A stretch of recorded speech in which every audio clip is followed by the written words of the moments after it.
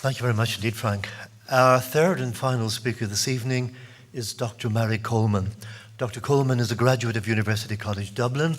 She's worked previously in various posts, including the National Library of Ireland and the Royal Irish Academy.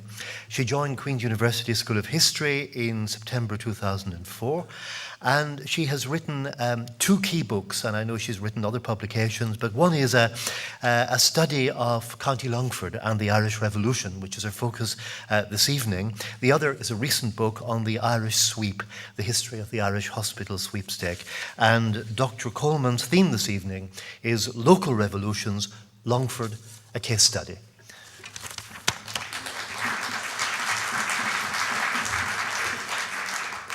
I've got a few pretty pictures for you tonight as well.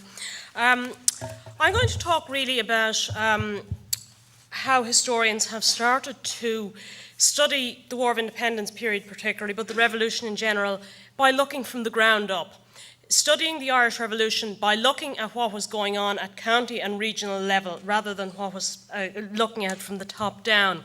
And this style of regional study of the Irish Revolution was pioneered by David Fitzpatrick with the publication of his study of County Clare, Politics and Irish Life, Provincial Experience of War and Revolution, which was initially published in 1977, but if you've got the 1977 edition of that book, go down to your bank and put it in the vaults, because most of it was destroyed in Gillan Macmillan's fire, and is a very valuable book to have. If the one I have, the 1998 Cork reproduction, isn't as valuable. But following on from Fitzpatrick, there are a number of other county and regional studies which now exist. There's been a recent one on Limerick. There's also ones on Laois, where not very much happened, so it's not a very big book. Kerry, my own modest contribution on County Longford, which was based on my PhD supervised by Michael Laffan. So basically everything I say here tonight is his fault. What I'm going to do tonight is use the example of Longford to answer two of the most important questions facing historians of the Revolution, of the War of Independence in particularly. And the first question relating to the War of Independence is, why did IRA activity vary so much across the country? Something to which Professor Laffan has alluded to in his lecture. Why was it that the IRA was strongest in Cork, Dublin City, Tipperary, as he said, and he should have remembered to say Longford, but he didn't. And my second question is, what may have motivated young men, and in the case of common men, young women, to join the IRA and engage in violent uprising against British rule in Ireland? And I'm going to look first at County Longford and why I chose County Longford. Apart from the fact that I'm from Westmeath and we didn't do very much, so I had to go to the next nearest county where something did happen. But there were other reasons for choosing Longford. Longford was the site of one of the key by-elections in 1917 that paved the way for the re-emergence of Sinn Féin after the Rising to eventually replace the Irish Parliamentary Party as the main political force in Southern Ireland, at least. It was also one of the most violent areas of Ireland during the War of Independence outside of Cork and Dublin City. For example, this is a map from Peter Hart's book, which I know isn't as clear as I'd like it to be, but the important thing is look for the black areas. The black areas are the areas of most violence per head of population at the height of the War of Independence between January 1920 and the truce in July 1921. And as you can see, proportionate to the population, the most violent counties in Ireland in that period were Cork and Longford. So those were some of the reasons why I chose Longford. So to address, I suppose, one of the first questions that I raised there, why were some areas of the country and some regions more active than others? Can you even talk about an Irish War of Independence? Or did we really have a series of local skirmishes? Was it even coordinated enough between 1919 and 1921 to describe it as a war of independence? And another thing, looking at that map, and another question I had to ask myself, in the context of the Irish Midlands, why was it Longford and not Westmeath or Leitrim or Roscommon that emerged as an area of strong IRA activity? Why is there one county in the middle of Ireland stand out, but none of its neighbours did anything which came near to matching Longford in terms of IRA activity during the War of Independence? Linked to that, another question you could ask is, Why were some areas of the country more active at different times than others?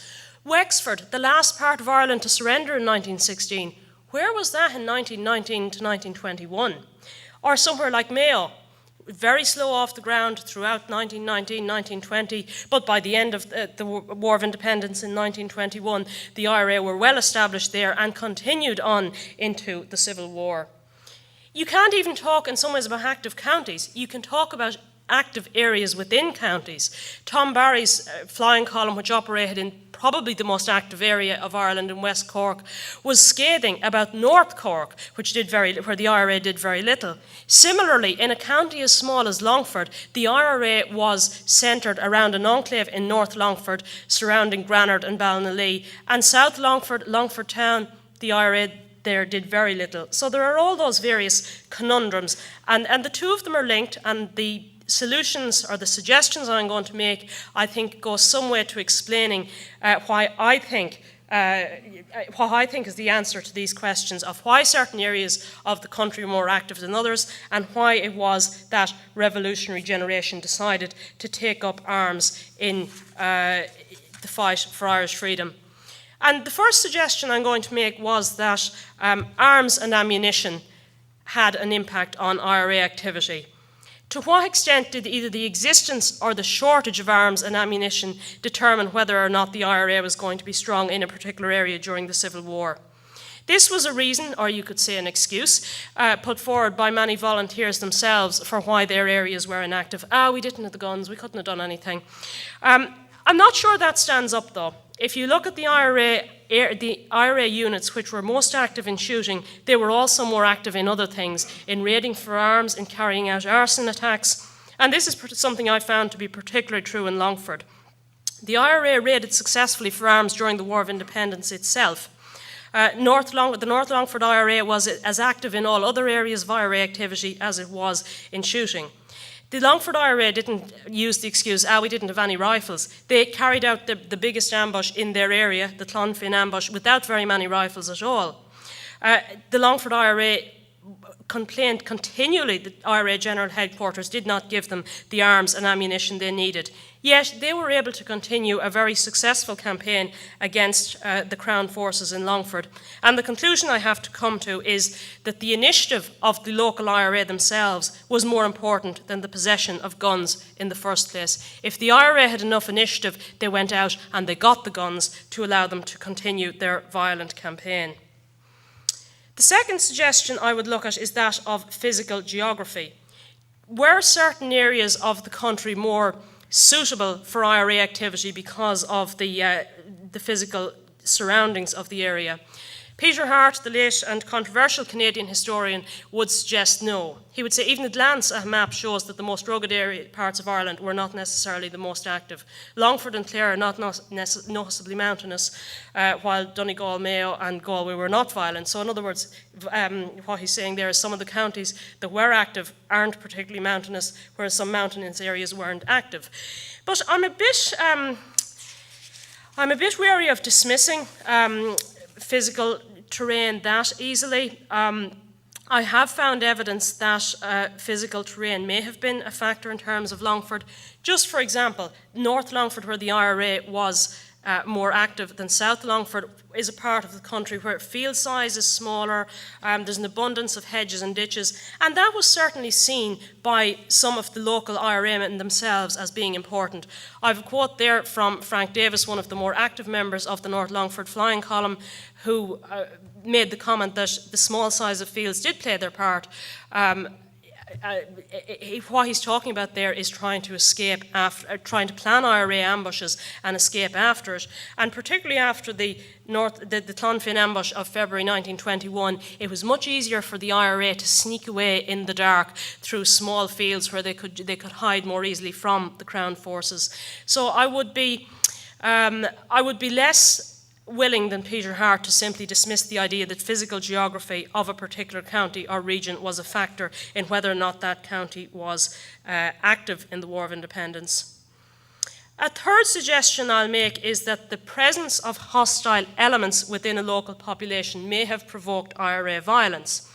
The presence and hostile elements I'm thinking about the presence, say, of Protestants, for example, though I haven't found in Longford any evidence that there was much interference between the IRA and the local Protestant population. Where a hostile element certainly appears to have provoked IRA violence is in regard to the presence of the Crown forces. In Longford, the two main IRA actions of the time, the so-called, somewhat grandiosely called, Battle of Ballinallee of November 1920, an action in which the IRA defended the town of Ballinallee from a planned Black and Tan reprisal, and then the ambush of 2 lorry loads of auxiliaries at Clonfin in February 1921. Both of them were responses by the IRA to the harassment of the local population by the Crown forces. But the question you have to ask yourself were the Crown forces there and active because the IRA were active in the first place, or were the IRA responding to the activity of the Crown forces?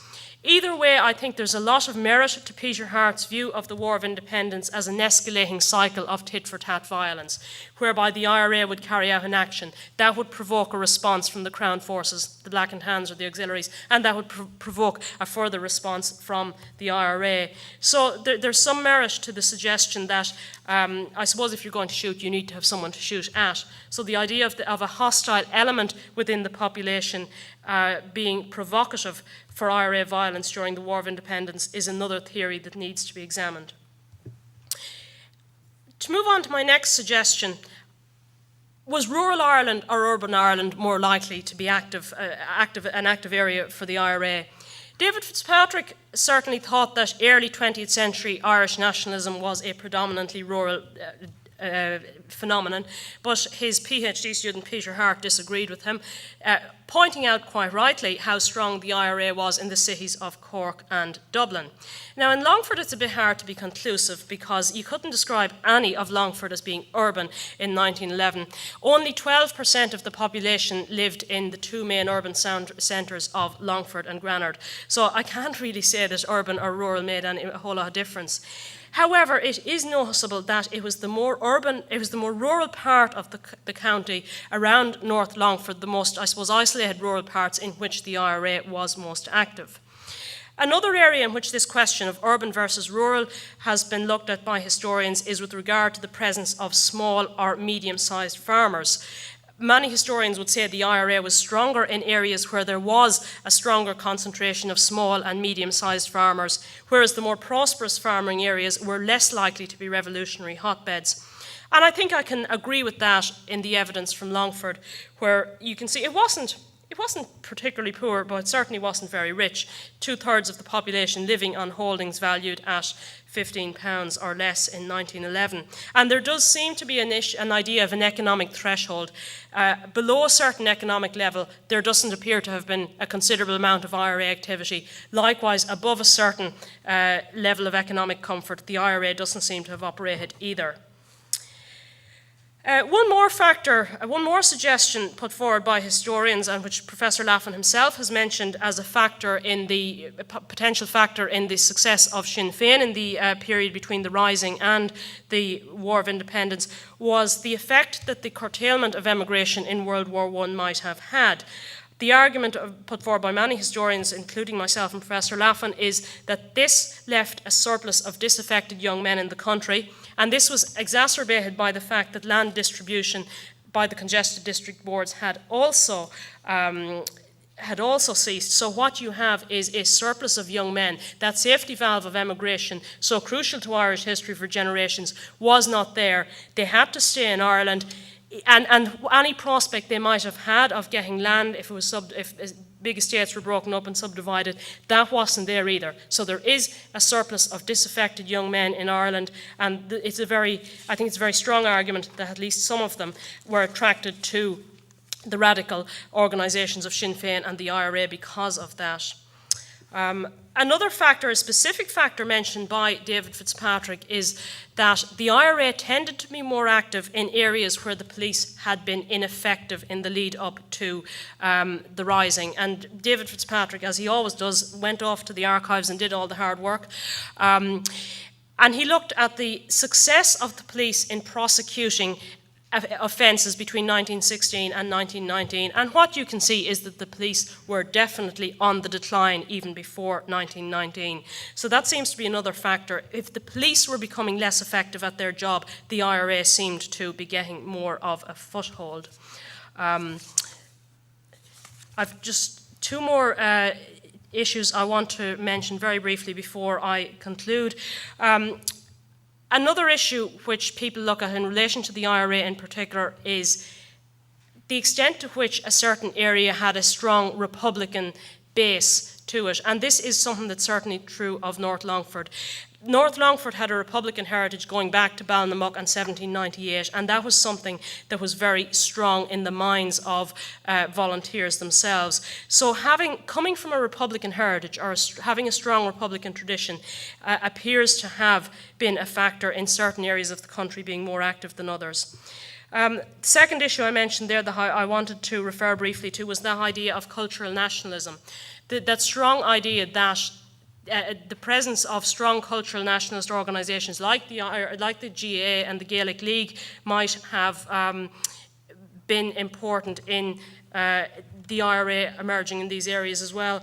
Well, I can't say Longford in 1921 was about as bad at GAA as it is now, so I can't find any evidence that either the GAA or the Gaelic League was terribly strong or terribly effective in Longford, and the IRA leader, Sean McKeown, actually saw the GAA as a distraction. He didn't want his volunteers going off playing football when they should have been doing route marches.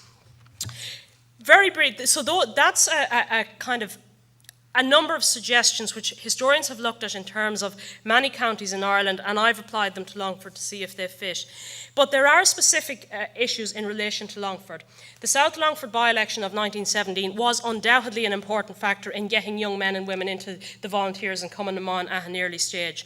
The Longford IRA enjoyed a very good relationship with IRA GHQ, if for no other reason than Michael Collins came down to visit his girlfriend quite frequently and called in to see what was happening.